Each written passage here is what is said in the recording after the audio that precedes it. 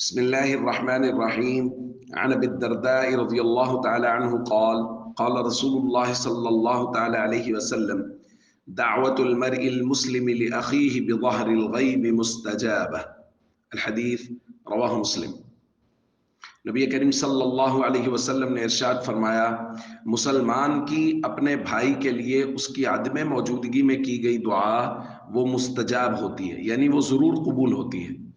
پھر حضور نے فرمایا، عند رأسہ ملک موکل، اور دعا کرنے والے کے سر کے قریب ایک فرشتہ مقرر ہوتا ہے، کلما دعا لأخیہ بخیر، جب بھی یہ اپنے بھائی کے لیے خیر کی بھلائی کی دعا کرتا ہے، قال الملک المؤکل بھی، جو فرشتہ مقرر ہوتا ہے وہ کہتا ہے آمین ولک بمثل، کہ جو تو نے اس کے لیے دعا کی ہے اس کے لیے آمین، اور تیرے لیے دعا یہ ہے کہ اللہ تجھے بھی اس کی مثل عنایت فرمائے جو تو اپنے بھائی کے لیے دعا کر رہا ہے۔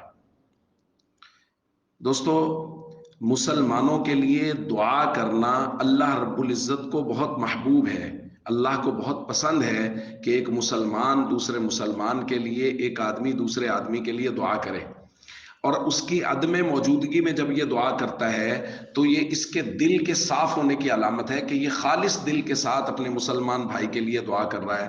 اور نبی کریم صلی اللہ علیہ وسلم نے فرمایا، ایک فائدہ تو یہ ہے کہ جس کے لیے دعا کی جا رہی ہے وہ دعا ضرور قبول ہوتی ہے، عدم موجودگی میں دعا ضرور قبول ہوتی ہے۔ اور دوسرا فائدہ وہ ہے جو دعا کرنے والے کے لیے ہے۔ حضور نے فرمایا، فرشتہ اس دعا پر آمین کہتا ہے، اور اس کے ساتھ فرشتہ دعا مانگنے والے کے لیے دعا کرتا ہے کہ جو دعا تم اپنے بھائی کے لیے مانگ رہے ہو اللہ تمہیں بھی عطا فرمائے۔ تو یہ ڈبل فوائد ہیں مسلمانوں کے لیے دعا کرنے کے۔ تو اپنے دلوں کو صاف کریں اور تمام مسلمانوں کے لیے دعائیں مانگیں، اور جب ہم ان کے لیے دعا مانگیں گے تو ہمارے لیے بہت بڑا فائدہ یہ ہے کہ اللہ کی نورانی مخلوق فرشتے وہ ہمارے حق میں وہی دعا مانگیں گے۔ السلام علیکم ورحمۃ اللہ وبرکاتہ۔